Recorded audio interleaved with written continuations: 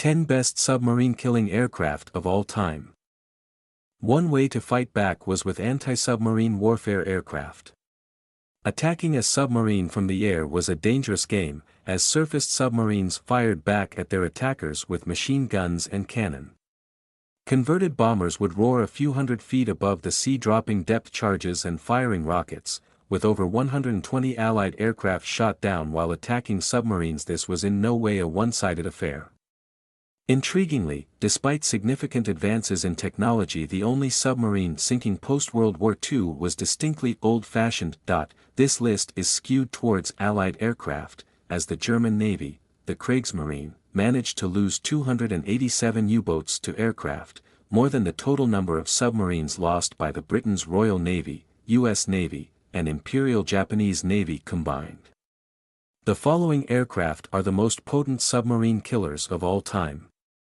Number 10, Westland Wessex, Lynx, and Wasp. Only one submarine has been sunk by aircraft since the end of the Second World War.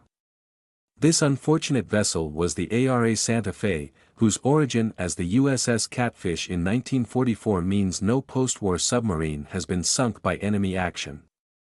On the morning of April 25, 1982, Santa Fe was departing Grytviken in South Georgia, having landed supplies for the Argentinian forces occupying the island. She was detected on radar by the Westland Wessex as 3 from HMS Antrim before she was in an area where she could submerge. Approaching from the stern, the Wessex was almost overhead before the crew saw it. Moments later, 2 depth charges fell towards the submarine. The damage from this first strike prevented the Santa Fe diving, if only because she would never surface again if she did. A running battle now ensued as the Argentinians attempted to return to Grytviken, while HMS Brilliant's Westland Lynx, pictured, strafed the submarine, and Westland Wasps from HMS Endurance and Plymouth fired multiple AS.12 missiles. Although Santa Fe managed to return to the dock, her war was over, and she remained there until scuttled in 1985. This halved the number of submarines available to the Argentinian forces attempting to hold the Falklands Islands. This left the depths of the South Atlantic open to much more modern British submarines, 6 of them, one of which sank the Argentinian cruiser General Belgrano, another former U.S. Navy vessel, which had survived the Pearl Harbor attack, a week later. Number 9, Loner L. Although now 2 landlocked countries, in 1914 the Austro-Hungarian Empire had an extensive Adriatic coast. As such, they had a substantial navy with 13 battleships, 18 destroyers, 6 submarines, and an air service. On September 15, 1916, the French Navy submarine Foucault was patrolling near the entrance to the naval base at Cattaro, now Kotar in Montenegro. 2 Loner L flying boats of the Austro-Hungarian Naval Air Service were also in the area, and although the Foucault was submerged, the clear waters of the Adriatic allowed the crews to easily spot her.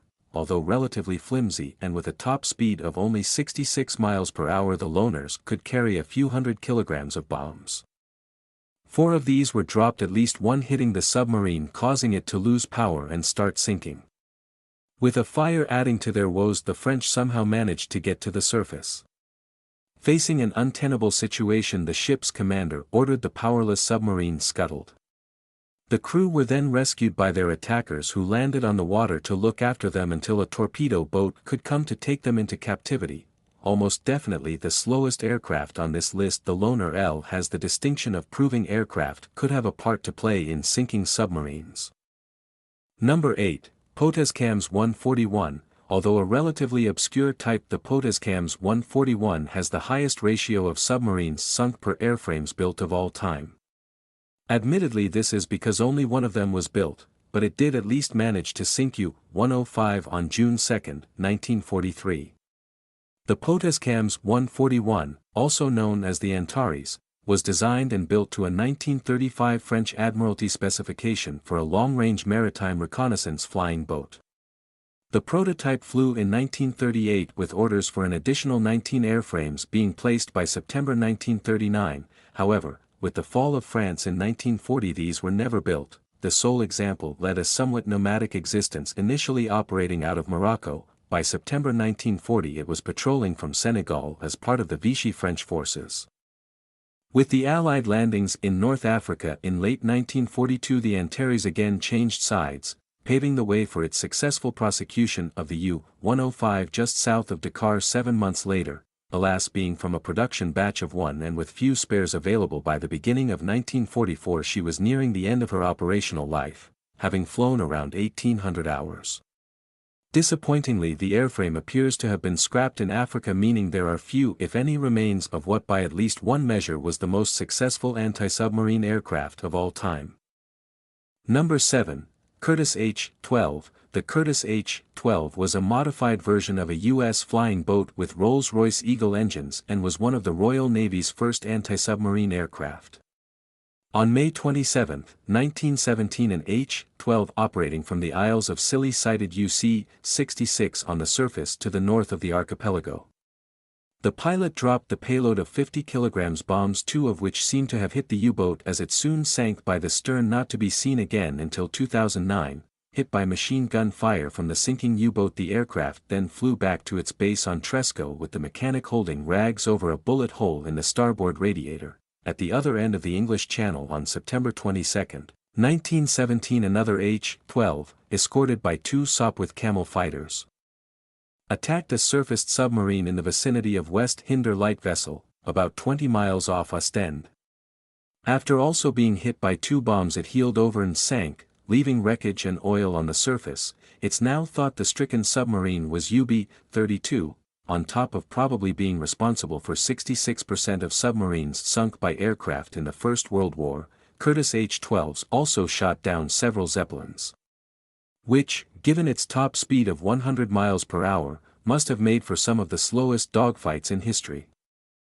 Number 6. Grumman Wildcat. Although the Grumman Wildcat doesn't appear to be solely responsible for the sinking of any submarines, it was involved in the destruction of 27 of them. It kicked this streak off while operating with 802 NAS from HMS Audacity, aircraft on patrol, spotting U-131 on the surface near Madeira.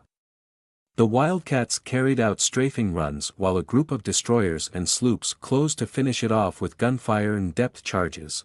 More typically, they were paired with either a Swordfish or Avenger. The vast majority of the Wildcats assisted kills being while operating from the decks of a U.S. Navy escort carrier alongside its Grumman stablemate. The fighter carried out strafing runs while the Avenger was positioned for a depth charge or torpedo attack. The torpedoes in question were codenamed Fido and were the first homing torpedoes seeking out the noise from the submarine's propellers. Although a technical marvel, it suffered from having a top speed of 17 miles per hour, slightly slower than the surface speed of most U-boats, the continual harassment from the Wildcat playing no small part in slowing them down or causing them to dive, at which point they struggled to make 9 miles per hour and became easy prey for Fido. Number 5. Fairey Swordfish. The main aim of anti-submarine warfare isn't necessarily sinking submarines, it's generally to stop the submarine sinking your ships. This is especially true if your ships are carrying supplies that are keeping the country alive. So, during the Battle of the Atlantic, escorts that managed to sink 5 U-boats while their convoy was decimated could be viewed less favorably than ones who managed to bring their charges across without loss to either side. With this in mind, Fairey's most famous contribution to the art of naval warfare deserves a special place on this list. In total, the Swordfish is credited with 25 submarine kills, which places it 9th on numbers alone. However, its ability to operate from escort carriers and the even smaller flight decks on merchant aircraft carriers, MACs, enabled them to provide a continuous aerial escort across the Atlantic. MACs were, as the name suggests, merchant ships with a wooden flight deck a modest 410 feet by 62 feet, they had a limited top speed of around 14 miles per hour, and carried at most 4 Swordfish. Despite this limited capability, their presence forced the opposition underwater, preventing them closing on the convoy. Perhaps this explains why that in the 207 convoys escorted by Swordfish operating MACs, only 9 ships were lost to U-boats despite none having been sunk by the embarked aircraft. Number 4. Consolidated Catalina. A number of flying boats were used during the Second World War. For ASW, the best of these was undoubtedly the Consolidated Catalina. Able to carry out a 2-hour patrol 800 miles from base, it could take the fight far out into the Atlantic. Despite only having half the engines of the Sunderland, the Catalina could carry almost the same weapons load and had the advantage of also being able to use torpedoes, something it deployed in anger around Guadalcanal. The first submarine sunk by a Catalina was U-452, which was attacked south of Iceland by the trawler HMS Vaskama and an aircraft of the RAF's 209 Squadron in August 1941. In a twist of fate, the next U-boat sunk by a Catalina was in a similar location a year later by a U.S. Navy aircraft. As patrol aircraft, Catalinas were also responsible for sighting the German battleship Bismarck prior to her final battle, Japanese landings in Malaya, and the Japanese fleet prior to the battles of Ceylon and Midway. In terms of anti-submarine activity, the Catalina sank a total of 40 submarines, 14 more than the Sunderland and equals second overall with the Avenger.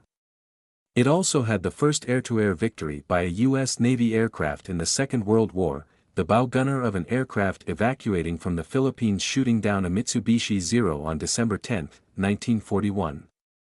Number 3, Vickers Wellington. Coastal Command received a handful of Vickers Wellington Mk1CS in 1941 and the better-equipped GR Mk8 in 1942. As well as the ASV-2 radar that some Mk1s had used for detecting surface submarines. The latter also featured the Lee light, a powerful spotlight, and a radar altimeter to allow safe descent over the sea at night. After detecting a U-boat using radar, the Wellington would descend to 250 feet. As the contact disappeared off the bottom of the radar display, the Lee light would be turned on, illuminating the target and allowing the attack to be completed visually. 4 U-boats were damaged in June, while July would see the first U-boat sunk by a Wellington. From sinking no submarines in the first half of 1942, Coastal Command found itself responsible for 13.5 in the period from August to December.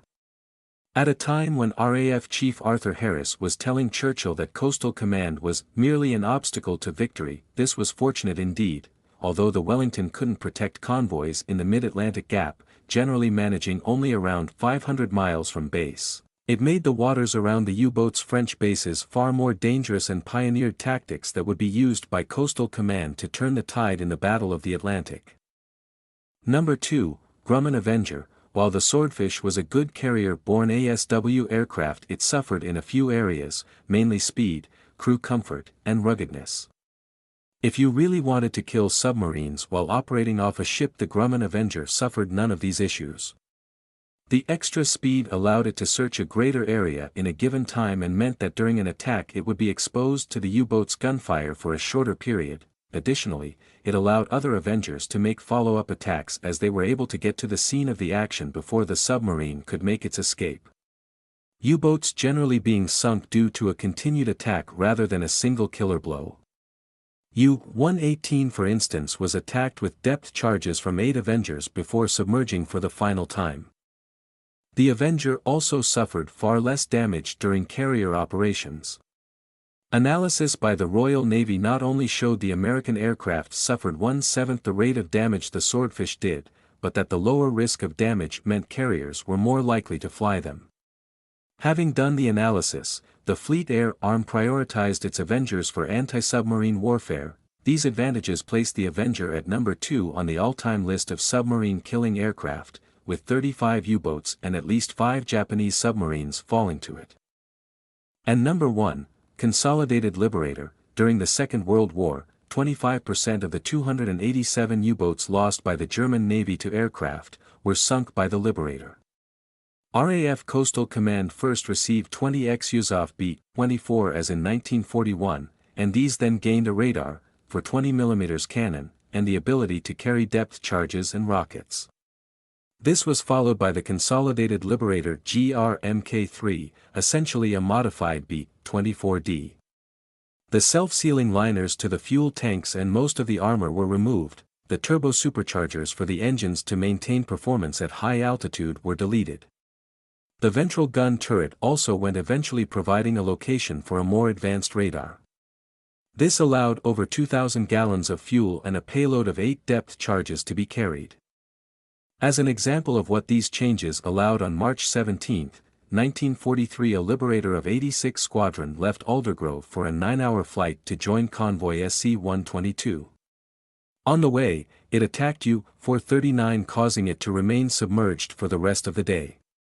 On reaching SC-122, the aircraft swept the convoy's route, and attacked U-338, forcing it to submerge. Finally, the aircraft turned back towards home.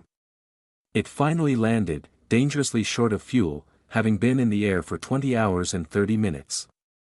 The Liberator had impressive endurance, was well armed, and, importantly, had the size and power to accommodate new sensors and weapons as they became available. It remains the most successful anti-submarine aircraft of all time. Like, follow and share for more fascinating contents like this.